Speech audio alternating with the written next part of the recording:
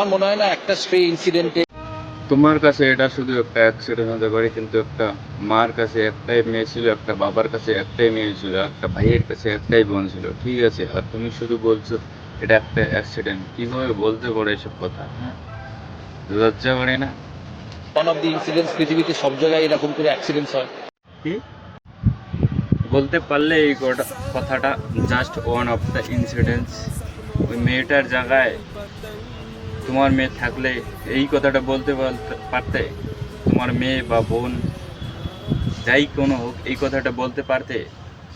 Accidents বলছে পৃথিবীতে সব জায়গায় এইরকম করে অ্যাক্সিডেন্ট হয়। আচ্ছা, অ্যাক্সিডেন্ট মানেটা কি? ও কি বাইক চালাচ্ছিল না গাড়ি চালাচ্ছিল, উড়ে দিয়েছে, এটা অ্যাক্সিডেন্ট?